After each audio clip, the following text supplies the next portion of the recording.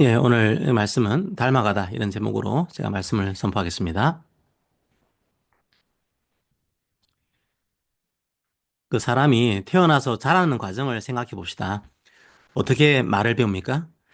어떤 상황에서 어떻게 행동해야 할지 어떻게 배울까요? 아마도 대부분은 누군가를 흉내내면서 자랐을 겁니다. 사람은 창조주가 아닙니다. 홀로 있는 존재가 아닙니다. 누구를 따라하면서 자랄 수밖에 없는 존재죠. 누군가를 따라하면서 성장합니다. 자기가 알건 모르건 의도했건 의도하지 않았건 사람은 자신이 보고 듣고 배운 것을 밖으로 드러내기 마련입니다. 닮아가는 거죠. 자, 그래서 누구를 만나고 누구를 닮아가냐 참 중요한 문제입니다. 군대에서는 사수가 중요하죠. 좋은 사수를 만나면 군에서 해야 할 일, 하지 말아야 할 일, 이런 것들을 금방 배웁니다. 그래서 선임병이 누군지 참 중요합니다. 직장에서는 상사가 중요합니다. 어떤 상사를 만나는가, 거기에 따라서 직장 생활의 만족도가 달라집니다. 자녀들은 자연스럽게 부모를 닮아가게 됩니다. 자, 그리고 어떤 집단에 속해 있으면 그 집단의 가치 같은 것들을 닮아가게 됩니다. 닮아간다. 이런 표현은 참 진부한 표현이긴 하죠. 하지만 대단히 중요한 문제긴 합니다. 그냥 누군가를 닮아서 성격이 바뀌었다, 습관이 바뀌었다, 그 정도의 문제가 아니기 때문입니다. 누구를 닮아가는가? 그건 자신의 인생이 걸린 문제입니다. 국가로 따지면 그 국가의 흥망성쇠가 걸린 문제입니다. 자, 오늘 본문을 보면 알 수 있습니다. 오늘 본문은 북이스라엘이 망한 이유를 말하고 있습니다. 왜 한때 그 지역을 호령했던 국가가 이렇게 무너졌는가? 바로 그 이유를 말하고 있습니다. 왜 그랬을까요? 바로 그 이유가 우상 숭배입니다. 우상을 숭배하다가 망했다. 그게 오늘 본문의 결론입니다. 우리가 그 숭배라고 하면 종교적인 예식 같은 걸 떠올릴 때가 많습니다. 그런데 저는 조금 더 숭배를 단순하게 봤으면 좋겠습니다. 숭배한다는 건 닮아간다는 겁니다. 그레고리 빌이라고 하는 신학자가 있습니다. 그 신학자가 자기가 쓴 책에서 이런 표현을 썼습니다. 사람은 자기가 예배하는 신을 닮아간다. 저는 그레고리 빌이 우상 숭배의 본질을 꿰뚫어 봤다고 생각합니다. 우상을 숭배한다는 건 우상을 예배한다는 겁니다. 그래서 자기가 예배하고 있는 그 우상을 닮아간다는 겁니다. 바로 그게 우상 숭배입니다. 우상을 예배하면서 우상을 닮아가는 거죠. 그 우상 숭배를 하다가 북이스라엘이 망한 겁니다. 어떤 신을 닮을 것인가? 그 문제는 단순한 문제가 아닙니다. 사느냐, 죽느냐의 문제죠. 자, 여기서 우리는 의문을 가지게 됩니다. 도대체 그렇다면 우상을 닮아간다. 이게 무슨 말이냐는 거죠. 오늘 성경을 보면서 우상을 닮아간다는 의미가 뭔지, 그리고 우리가 과연 누구를 닮아가고 있는지 한번 성찰해보는 시간이 되기를 바랍니다. 자, 우상을 닮아간다. 이 의미를 이해하기 위해서는 먼저 해결해야 할 문제가 있습니다. 바로 우상이 어떤 존재인가? 그 문제를 먼저 해결해야 합니다. 성도 여러분, 도대체 우상이 어떤 존재입니까?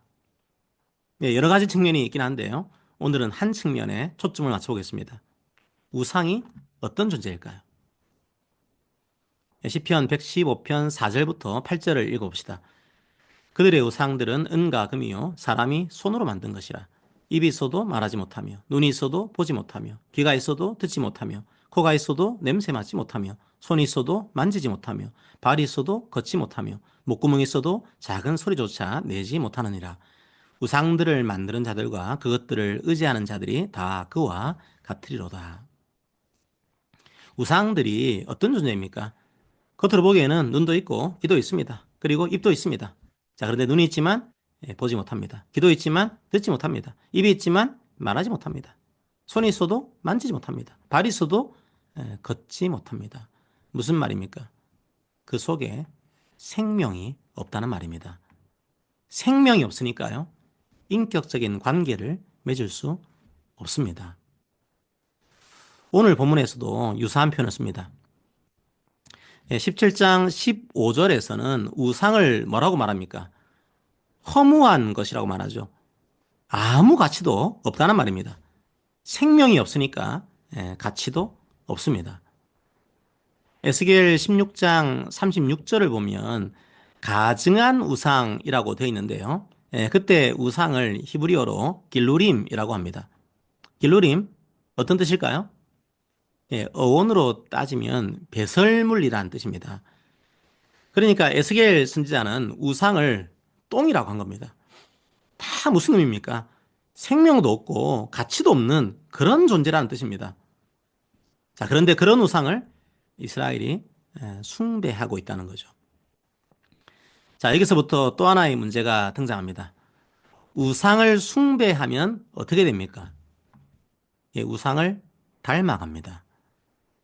조금 전에 읽었던 시편 115편 8절을 다시 보십시오. 뭐라고 되어 있습니까? 우상 숭배자들은 우상을 닮아간다고 되어 있습니다. 읽어볼까요? 우상들을 만드는 자들과 그것을 의지하는 자들이 다 그와 같으리로다. 사람은 숭배하는 대상을 닮아갑니다. 우상을 숭배하는 사람은 우상을 닮아가게 됩니다. 우상처럼 보지 못하게 됩니다. 우상처럼 듣지 못하게 됩니다. 우상처럼 말하지 못하게 됩니다. 영적으로 눈먼 자, 귀먹은 자가 돼버리는 겁니다. 구약 성경 전체를 보면 이스라엘 백성을 일관되게 묘사하고 있습니다. 바로 영적으로 눈이 먼 백성이라고 묘사합니다. 바로 영적으로 귀가 먹은 백성이라고 묘사합니다. 우상처럼 그 속에 생명이 없는 겁니다. 우상을 닮아가는 거죠. 이사야 44장 9절을 볼까요? 우상을 만드는 자는 다 허망하도다. 그들이 원하는 것들은 무익한 것이거늘 그것들의 증인들은 보지도 못하고 알지도 못하니 그러므로 수치를 당하리라. 우상을 숭배하는 자는 우상처럼 됩니다. 눈이 있지만 보지 못합니다. 귀가 있지만 듣지 못합니다. 이게 뭡니까? 이게 벌입니다. 이게 바로 우상 숭배에 대한 벌입니다. 우상 숭배에 대한 심판의 결과가 뭡니까? 세상에서 핍박을 받는 겁니까? 경제적으로 힘들어지는 겁니까? 육체적으로 연약해지는 겁니까? 아닙니다. 성경에서는 뭐라고 합니까? 눈이 있지만 보지 못하는 것, 귀가 있지만 듣지 못하는 것, 입이 있지만 말하지 못하는 것. 바로 그게 벌입니다. 우상을 닮아가는 건 바로 그게 심판입니다. 우상처럼 그 속에 생명이 없는 건 바로 그게 벌입니다. 바로 그게 심판입니다. 성도 여러분, 우상을 닮아간다는 건 그 존재가 우상처럼 된다는 겁니다. 그 속에 생명이 없는 존재가 된다는 거죠. 성경에서 말하는 생명이란 게 뭡니까? 생명의 근원 대신 주님과 함께하는 것. 바로 그게 생명이요, 영생입니다. 하지만 그 속에 우상으로 가득 차 있다면 그 생명을 누릴 수 없습니다. 그 영생을 누릴 수 없습니다. 바로 그게 우상 숭배의 의미입니다. 생명이 없는 우상을 닮아가는 거죠.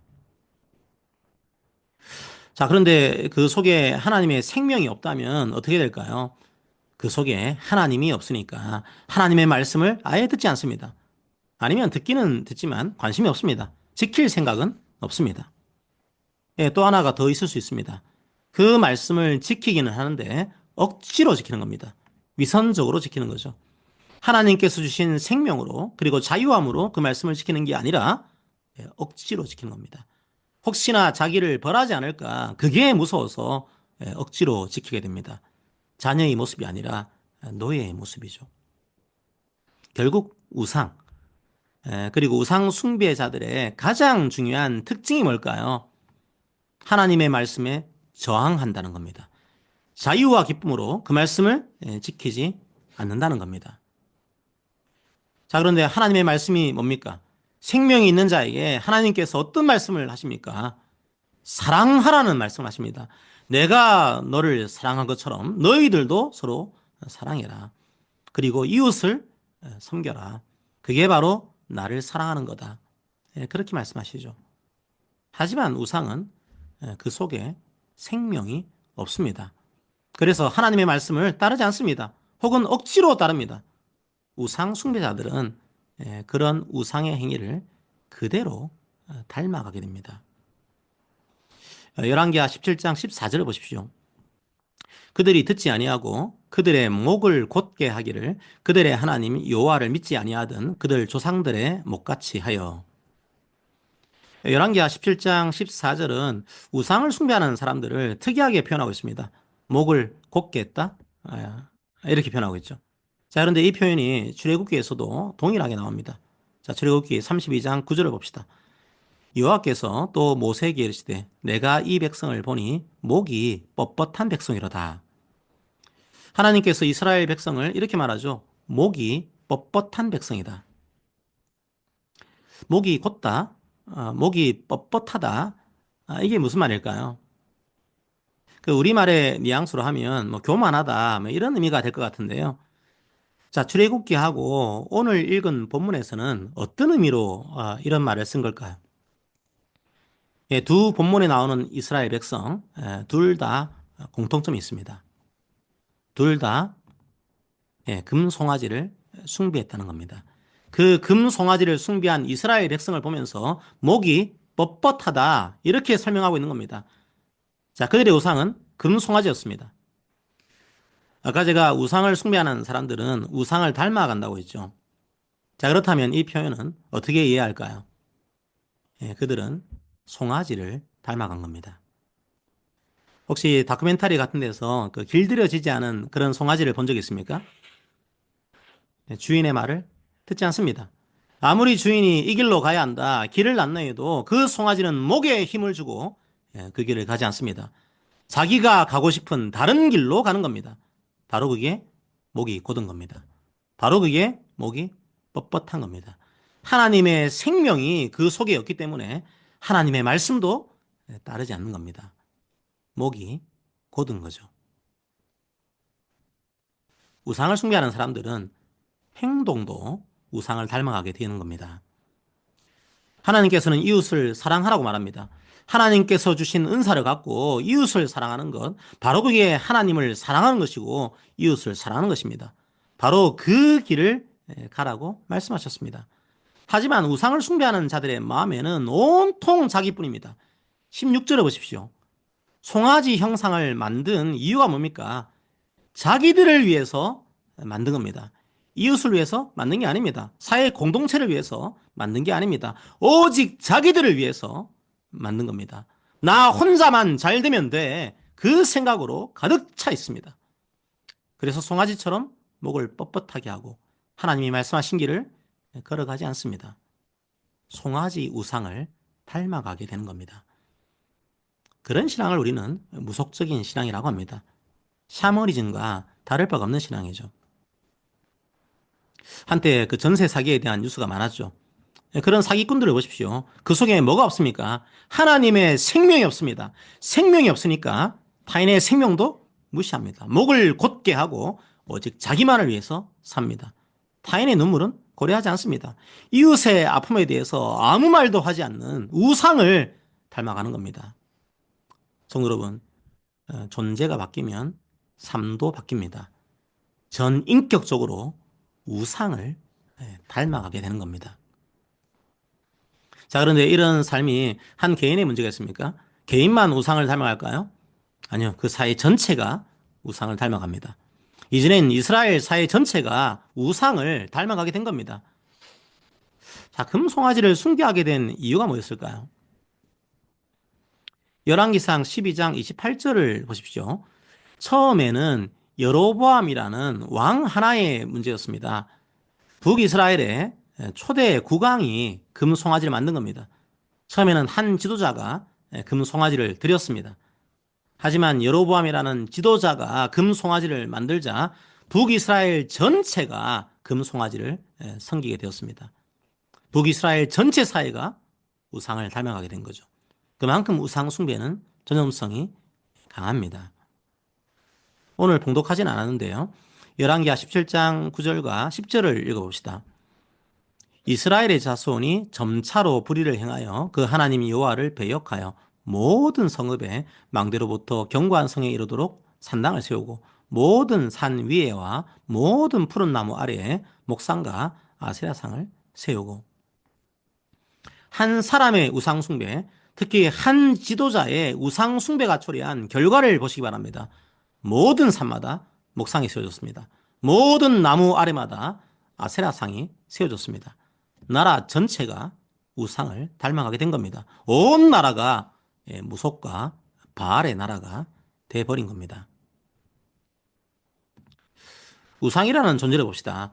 처음에는 금송아지 우상 하나였습니다. 하지만 우상은 그 속에 생명이 없습니다. 어차피 금송아지는 핑계일 뿐입니다. 자기를 위한 거라면 어떤 우상이라도 상관없습니다. 그래서 사람들이 만들어낸 우상은 점점 그 모양을 변형시킵니다. 자기를 잘 되게 할 수 있는 모든 것들이 우상이 됩니다. 이웃 사람과는 관계없습니다. 나만 잘 되면 됩니다. 우리 집단만 잘 되면 됩니다. 16절에 보십시오. 그들의 하나님 여호와의 모든 명령을 버리고 자기들을 위하여 두 송아지 형상을 부어 만들고 또 아세라 목상을 만들고 하늘의 1월 성신을 경배하며 또 바알을 섬기고. 이스라엘 백성이 보니까 송아지로는 부족해 보입니다. 자기 소원 들어주는 우상이야 많으면 많을수록 좋지 않겠습니까? 말도 못하는 우상인데 뭐 어떻습니까? 이 양 만든 거 아세라 목상도 만들어 봅니다. 하늘을 보니까 태양이 보입니다. 이제는 그 태양도 섬깁니다. 달도 섬깁니다. 보니까 그 하늘을 다스리는 신이 바알이라고 합니다. 그래서 바알도 섬깁니다. 말 못하는 우상을 자기들 입맛에 맞게 다양한 모양으로 변화시킨 거죠. 그리고 결국 온 사회를 우상으로 물들입니다. 우리로 따지면 우리 사회를 무속적인 사회로 만들어버리는 겁니다. 하나님께서 가장 싫어하시는 사회죠. 자, 그런데 그걸로 끝일까요? 아닙니다. 우상을 닮아간다는 것은 우상이 하는 행동도 닮아간다는 겁니다. 더 큰 문제는 전 사회가 우상을 닮아가게 된다는 겁니다. 자, 우리 사회만 하더라도 어떻습니까? 부동산 투기를 아무렇지도 않게 얘기합니다. 부동산으로 고통받는 사람들의 아픔은 생각하지 않습니다. 이제는 서울공화국이라는 말이 그냥 일상 용어가 되었습니다. 지역 사람들이 차별을 받건 말건 별로 대수롭게 생각하지 않습니다. 학벌로, 지역으로, 혈연으로 온갖 차별들을 만들어냅니다. 말과 행동으로 사람들의 영혼을 죽이는 극단적인 사람들이 유튜브에서 판을 치고 있습니다. 왜죠? 자기를 숭배하는 겁니다. 다른 사람들이야 어떻게 되건 말건 자기만 돈을 벌면 됩니다. 자기만 잘 살면 되는 겁니다. 차별당하고 고통당하는 다른 이들은 생각하지 않는 겁니다. 이웃의 눈물에는 관심이 없습니다. 자기만 잘 되면 됩니다. 이웃 사랑의 윤리는 관심이 없습니다. 자, 그러다 보니까 심지어 어떻게 할까요? 심지어 자기의 가족도 우상에게 바칩니다. 자기의 자녀도 자기 욕망의 수단으로 삼습니다. 우상과의 싱크로율이 점점 커지는 겁니다. 17절을 보십시오. 또 자기 자녀를 불 가운데로 지나가게 하며 복술과 사수를 행하고 스스로 팔려 여호와 보시기에 악을 행하여 그를 경노하게 하였으므로. 자기 자녀를 불 가운데 지나가게 합니다. 그 당시에 몰렉이라는 우상이 있었습니다.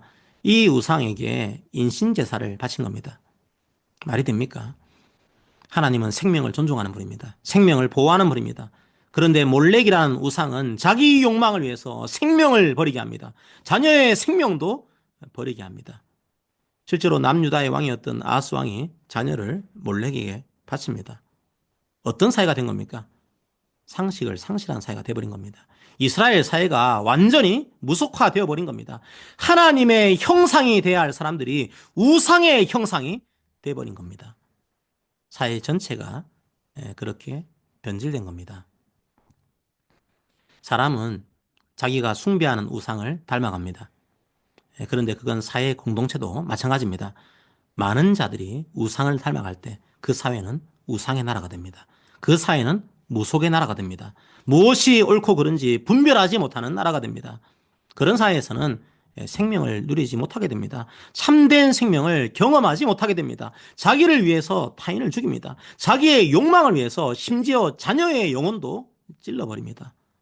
우상을 닮아가면서 서서히 영혼과 육체가 죽어가게 되는 겁니다. 성도 여러분, 모든 사람은 하나님의 형상으로 창조되었습니다.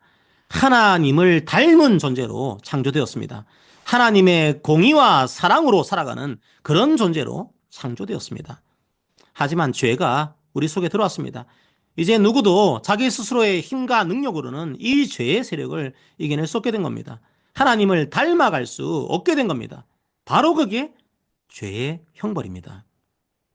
하지만 완전한 하나님의 형상이신 예수님께서 이 땅에 오셨습니다. 우리 속에 있는 죄악을 십자가로 멸하셨습니다. 이제는 누구나 예수를 믿고 따르는 자는 다시 주님을 닮아갈 수 있게 됩니다. 어떻게 될까요?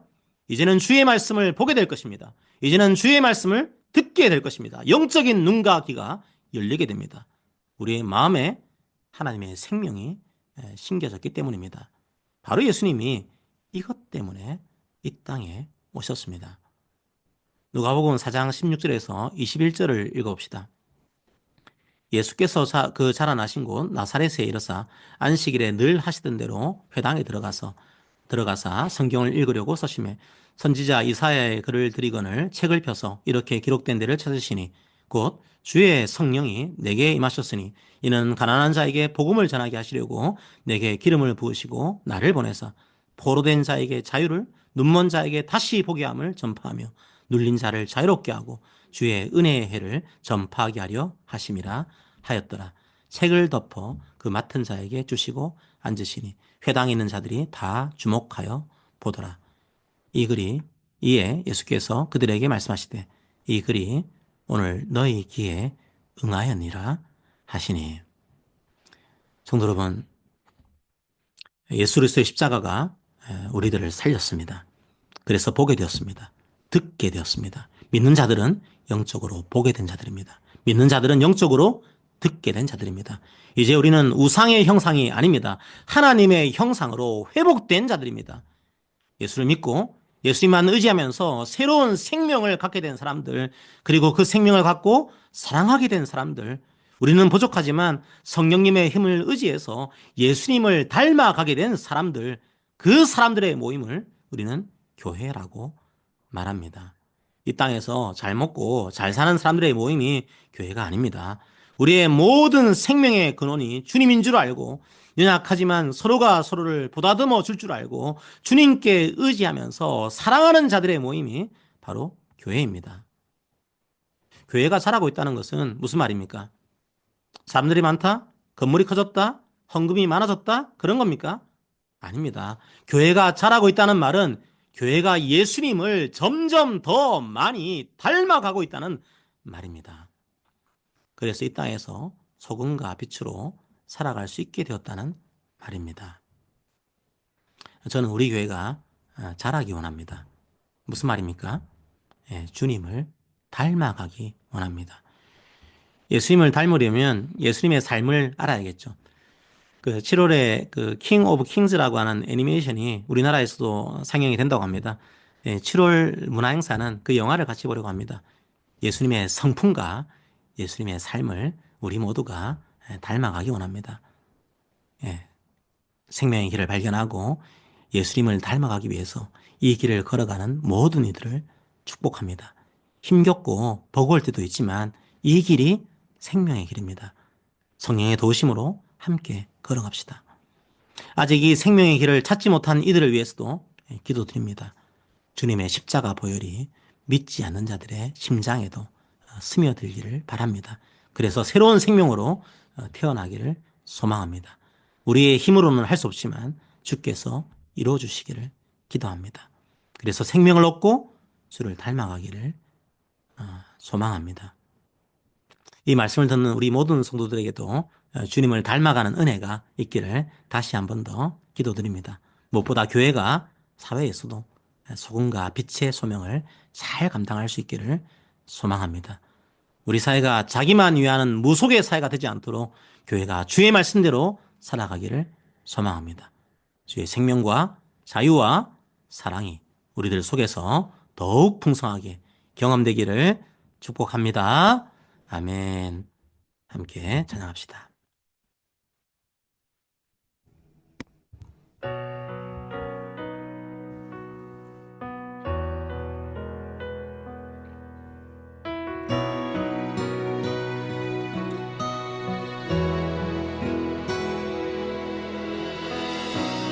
내 삶의 소망 내가 바라는 한 분 예수 닮기를 내가 원하네 한없는 사랑 풍성한 긍휼 예수 닮기를 내가 원하네 예수 닮기를 예수 보기를 예수만 높이기 내가 원하네 내 평생 소원 예수 닮기를 예수만 닮기를 내가 원하네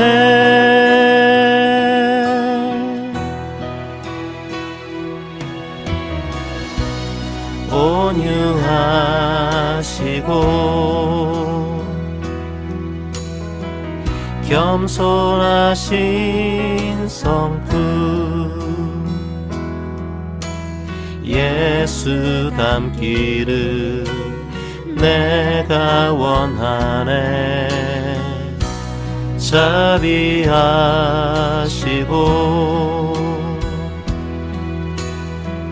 위로자 되신 주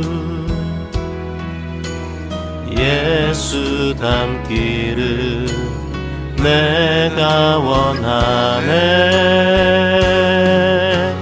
예수 닮기를 예수 보기를 예수만 높이기 내가 원하네 내 평생 소원 예수 닮기를 예수만 닮기를 내가 원하네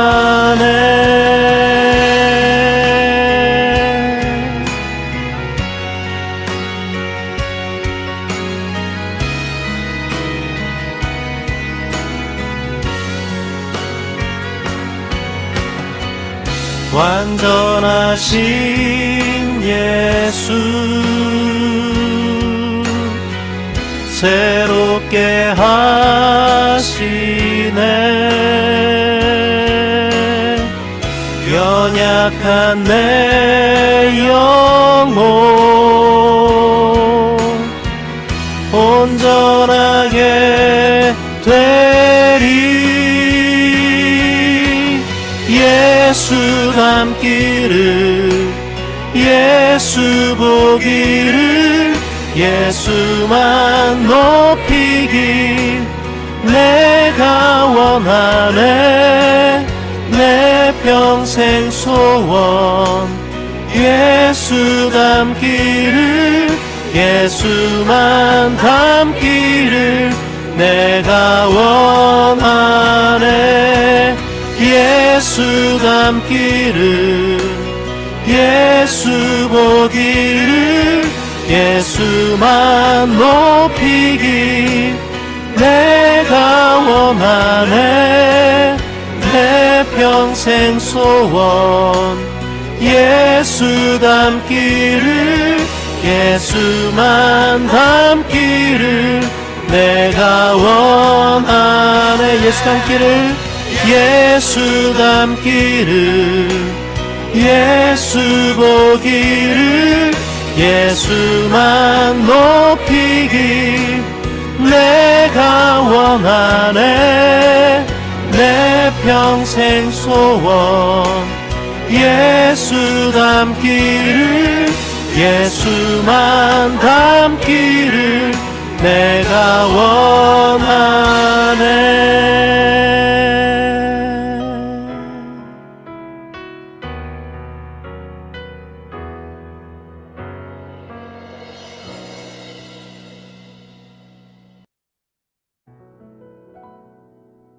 네, 우리 오늘 말씀을 기억하면서 함께 기도합시다. 우리는 하나님의 형상으로 창조되었습니다. 주의 성품을 닮은 사람들이었습니다. 주의 공의와 사랑을 실천하는 사람들이었습니다. 하지만 죄가 하나님의 형상을 깨뜨렸습니다. 자기만을 위해서 살아가는 우상의 형상을 갖게 되었습니다. 결국 죄가 모든 관계를 무너뜨리고 깨뜨렸습니다. 하지만 완전한 하나님이신 주님께서 오셨습니다. 주의 십자가로 주의 사랑의 깊이가 어떠한 것인지를 보여주셨습니다. 주의 부활로 주의 능력의 넓이가 어떠한 것인지를 보여주셨습니다. 이제 우리 속에 주의 십자가 부활의 보혈의 능력이 새겨졌습니다. 새로운 생명의 씨앗이 심겨졌습니다. 아직 완전하진 않지만 이제 다시 하나님의 형상이 회복되었습니다. 하지만 세상을 살아가는 것이 녹록하지 않습니다. 성령께서 우리를 도우시기를 원합니다. 우리 속에 새겨진 이 생명과 자유를 나그네 같은 이 땅에서도 경험하기 원합니다. 주를 닮아가는 기쁨이 우리 일상의 삶에서도 경험되기를 원합니다. 그래서 세상에서도 소금과 빛이 되어서 주의 형상을 드러내기를 원합니다. 함께 오늘 말씀을 기억하면서 기도하겠습니다. 기도합니다. 서로가 서로에게 권면하도록 하겠습니다. 사랑하는 성도 여러분, 예수 그리스도를 닮아갑시다. 주님의 성품과 주님의 행동을 닮아갑시다. 성령님께 기도합시다. 우리는 말 못하는 우상의 형상이 아닙니다. 우리는 공의롭고 사랑이 풍성하신 하나님의 형상입니다. 그 자유와 기쁨이 가득하기를 축복합니다. 아멘.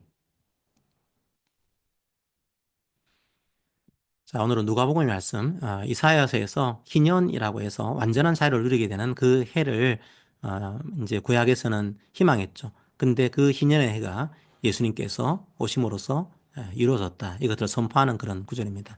함께 누가복음 4장 18절에서 19절 말씀을 함께 읽습니다.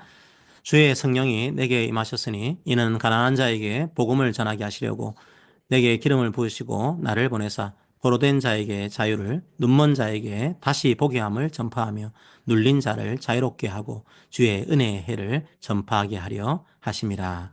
아멘. 주께서 이 일들을 이루셨습니다. 그 이루심을 믿고 담대하게 나아가시기를 축복합니다.